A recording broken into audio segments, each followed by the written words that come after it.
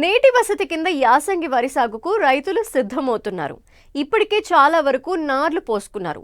మరికొన్ని ప్రాంతాల్లో ఇప్పుడిప్పుడే పోస్తున్నారు. అయితే ఈ కాలంలో తెగుళ్ల బెడత అధికంగా ఉంటుంది. నాణ్యమైన దిగుబడులను పొందాలంటే వరికి ఆశించే శిలీంధ్రపు నాశిని తెగుళ్లను విత్తన శుద్ధి ద్వారా తొలి దశలోనే అరికట్టాలని సూచిస్తున్నారు కరీంనగర్ జిల్లా జమ్మికుంట కృషి విజ్ఞాన కేంద్రం శాస్త్రవేత్తలు.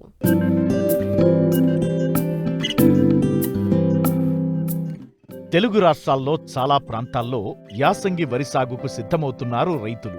ఇప్పటికే విత్తన సేకరణ చేసుకున్న రైతులు నారుమడులు పోస్తున్నారు. అయితే ప్రతి ఏటా శిలీంధ్రపు నాశిని తెగుళ్లు వరి పంటకు తీవ్ర ఆటంకం కలిగిస్తున్నాయి. వీటి నివారణకు రైతులు అధిక మొత్తంలో ఖర్చు చేస్తున్నారు. తొలి దశలోనే అతి తక్కువ ఖర్చుతో విత్తన శుద్ధి ద్వారా వీటిని అరికట్టవచ్చు. మరి యాసంగి వరి సాగు చేసే రైతులు ఎలాంటి సమగ్ర సస్యరక్షణ చర్యలు చేపట్టాలో రైతులకు తెలియజేస్తున్నారు కరీంనగర్ జిల్లా జమ్మికుంట కృషి విజ్ఞాన కేంద్రం శాస్త్రవేత్త శ్రీనివాసరెడ్డి. ఇప్పుడు మనకు యాసంగిలో కనుక మన తెలంగాణలో చూసినట్లయితే దాదాపుగా 60 నుంచి 70% వరకు కూడా మనకు యొక్క వరికి పోయే అవకాశం ఉన్నది. కాబట్టి వరి పంటలో చీడపీడలు రాకుండా ఎలాంటి జాగ్రత్తలు తీసుకోవాలని కనుక చూసినట్లయితే మనం ప్రధానంగా విత్తనాన్ని సరి అయిన విత్తనాన్ని ఎంచుకోవాలి. రైతులందరూ కూడా అధిక దిగుబడినిచ్చే విత్తనాలను తీసుకోవాలి. అదేవిధంగా దొడ్డు రకాలను అయితే దాదాపుగా 120 నుంచి 125 రోజులలో కంప్లీట్ అయ్యే విత్తనాలను, మధ్యస్థ రకాలను కనుక తీసుకోవాలి.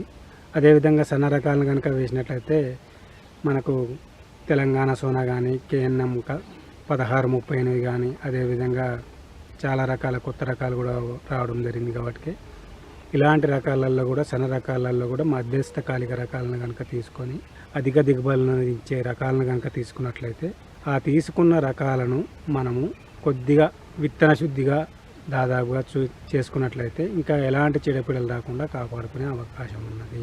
కనుక ఎకరానికి కనుక ఈ యొక్క సన్న రకాలను చూసినట్లయితే 20 కిలోల విత్తనాన్ని కానీ, దొడ్డు రకాలైతే 25 కిలోల విత్తనాన్ని కానీ తీసుకొని ఆ విత్తనాన్ని తీసుకున్న తర్వాత మంచిగా ఆరబోసుకొని దానిలో కూడా మనం విత్తన శుద్ధిగా మనకి ఎక్కడైతే జీవ శిలీంద్ర నాశనమైనటువంటి ఈ యొక్క ట్రైకోడర్మా విరిడి కానీ, లేదంటే కిలో విత్తనానికి 10 గ్రాముల సూడోమోనాస్ ఫ్లోరసెన్స్ని తీసుకొని కనుక నీడలో ఆరబెట్టుకున్నట్లయితే ఆ తర్వాత కనుక మనకు మండగట్టుకొని కనుక చల్లుకున్నట్లయితే విత్తనం దశలో, నర్సరీ దశలో ఎలాంటి చీడపీడలు రాకుండా మనము నారుమడిలో తెగుళ్ళు రాకుండా కాపాడుకునే అవకాశం ఉన్నది.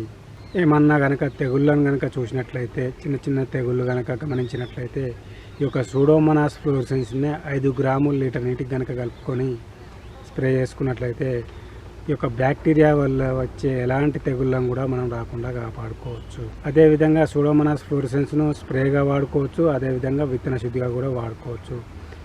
లేదంటే ట్రైకోడర్మా విరిడి అయితే ఒకవేళ విత్తన శుద్ధిగా 10 గ్రాముల కిలో విత్తనంగా కలుపుకొని ఎత్తుకున్నట్లయితే కొంతవరకు ఎలాంటి తెగుళ్ళను రాకుండా కాపాడుకోవచ్చు.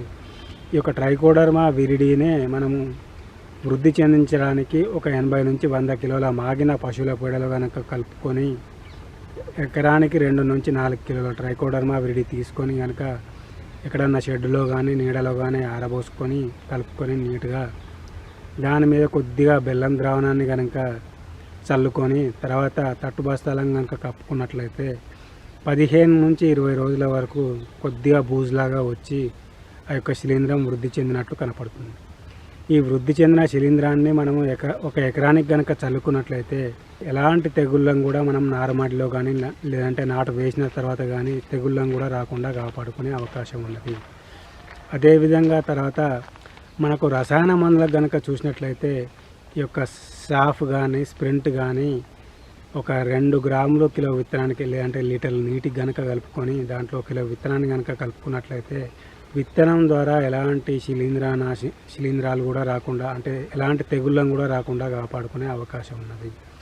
అదేవిధంగా మనం రాకముందే కనుక ఇలాంటి విత్తన శుద్ధి కనుక చేసుకున్నట్లయితే మనకు తక్కువ ఖర్చుతో అయిపోతుంది. అదేవిధంగా సమర్థవంతంగా పనిచేస్తుంది.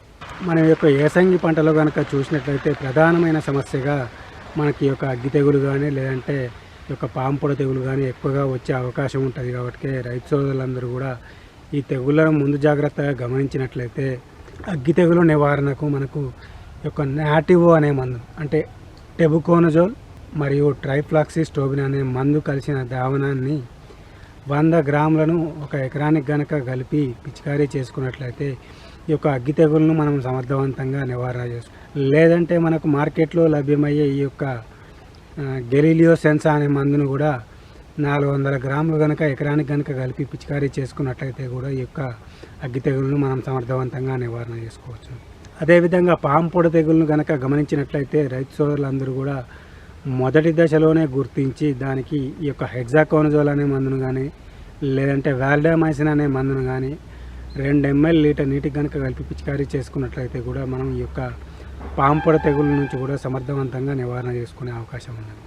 ఈ యొక్క ఉధృతి ఎక్కువైనప్పుడు మాత్రము ఈ యొక్క శిలీంద్రనాశినులకు కూడా మనం ప్లాంటామైసిన్ కానీ లేదంటే వాలిడామైసిన్ కానీ ఇట్లాంటివి కొంతవరకు ఈ యొక్క యాంటీబయాటిక్ మందులను కూడా కలుపుకొని కనుక పిచికారీ చేసుకున్నట్లయితే ఈ యొక్క తెగులను మనం సమర్థవంతంగా నివారణ చేసుకోవచ్చు.